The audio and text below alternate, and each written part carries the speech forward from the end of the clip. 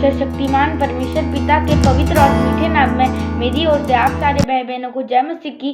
कैसे हैं आप सब? उम्मीद करते हैं बिल्कुल ठीक है आप सब। ईश्वर पिता ने हमें और आप सबको फिर से एक सुनहरा अवसर दिए, समय दिए कि हम सब उनके वचनों से और कुछ नई बातें सीखे। तो विषय की ओर जाने से पहले फिर से मैं आप सारे भाई बहनों का स्वागत करते हैं, अभिनंदन करते हैं आपके अपने चैनल आत्मिक चैनल में।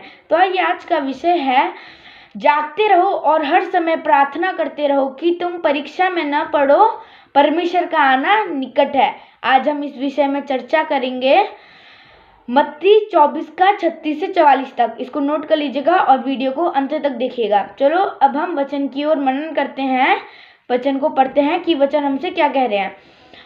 उस दिन और उस घड़ी के विषय में कोई नहीं जानता, न स्वर्ग के दूत और न पुत्र, परंतु केवल पिता। उस दिन और उस घड़ी की संसार का अंत कब होगा, उस दिन और उस घड़ी के विषय में न कोई जानता है, न स्वर्ग के दूत न कोई मनुष्य, परंतु केवल परमेश्वर पिता जानते हैं कि संसार का अंत कब होगा।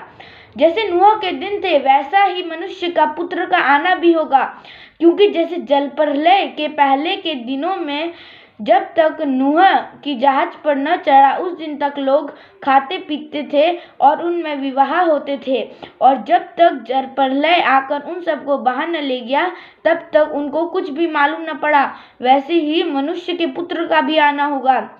जब तक नूह लोगों को परमेश्वर का ये सुसमाचार प्रचार करता था तब तक कोई लोग नहीं मानते थे। उसकी बातों को टालकर अपने खाने पीने में तब तक लोग खाते पीते थे और उनमें विवाह होते थे, और नूह प्रचार भी करता गया और साथ ही साथ परमेश्वर की आज्ञा के अनुसार जहाज भी बनाते गया। और जब तक जल प्रलय आकर उन सबको बहा न ले गया तब तक उनको कुछ पता नहीं चला कि जल प्रलय कैसे आया और कब आया। वैसे ही हमारा परमेश्वर का भी आना इस संसार में निकट है।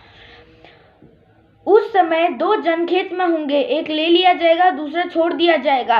दो स्त्रियां चक्की पीसती रहेंगी, एक ले ली जाएगी और दूसरी छोड़ दी जाएगी। जैसे एक घर होता है उसमें दो जन होते हैं, एक परमेश्वर को मानता है, एक परमेश्वर की आज्ञा के अनुसार चलता है, दूसरा परमेश्वर का विरोधी है। तो परमेश्वर क्या करेंगे, अपनी आज्ञा के अनुसार चलने वाले को अपने पास उठा लेंगे और जो परमेश्वर का विरोधी है उसको वहीं छोड़ देंगे।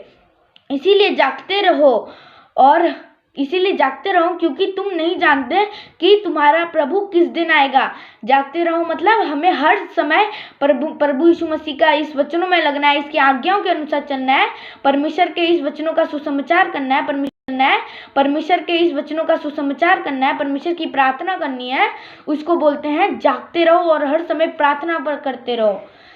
परंतु यह जान लो कि यदि घर का स्वामी जानता होता कि चोर किस पहर आएगा तो जागता रहता और अपने घर में सेंध न लगने देता।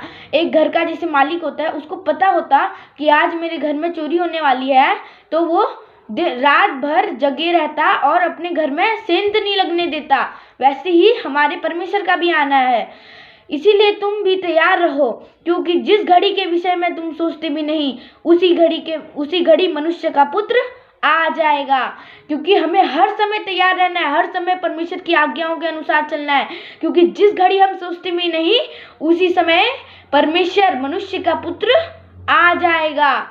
तो इसी विषय में एक और वचन है, दूसरा पतरस 5 और 6 पढ़ते हैं। और प्राचीन युग के संसार को भी न छोड़ा, वरन भक्तिहीन संसार पर महाजल प्रलय भेजा, पर धर्म के प्रचारक नूह समेत 8 व्यक्तियों को बचा लिया।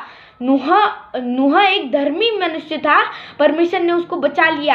क्योंकि नूह जो बाकी सब नहीं बचे, नूह उनको प्रचार सुनाता था लेकिन उन्होंने नहीं सुनी परमेश्वर नूह की, तो तभी वो नहीं बचे। इसलिए नूह ही बचा, नूह समेत 8 व्यक्तियों को बचा लिया परमेश्वर प्रभु यीशु मसीह ने। और सदोम और अमोरा के नगरों को विनाश का ऐसा दंड दिया कि उन्हें भस्म करके राख में मिला दिया, ताकि वे आने वाले भक्तिहीन लोगों की शिक्षा के लिए एक दृष्टांत बने। अगर हम नूह के समान एक धर्मी मनुष्य बने तो हमें स्वर्ग का जीवन मिलेगा। अगर हम नूह के समान नहीं बने, हम संसारिक अभिलाषों में रहे, तो हमारी दशा सदोम और अमोरा के समान हो जाएगी। हमें इस वचन के अनुसार चलना है, क्योंकि ये ही जीवन है और हमें जो भी ये वचन है इन्हीं के अनुसार चलना है, क्योंकि परमेश्वर का इस संसार में आना निकट है। हमें हर समय जागते रहना है और परमेश्वर के इस वचनों के अनुसार चलना है, तब जाके हमें उस स्वर्गीय राज का अनंत जीवन मिलेगा। तो इस वचन में ध्यान से चिंतन और मनन कीजिएगा, तब आपको समझ आएगा। और इस वीडियो को लाइक, शेयर और सब्सक्राइब करना, शेयर करना भी एक परमेश्वर का कार्य करना होता है। तब तक मुझे विदा दे, अगले सब्जेक्ट अगले विषय में मिलेंगे। नमस्कार, जय मसीह की, गॉड ब्लेस यू।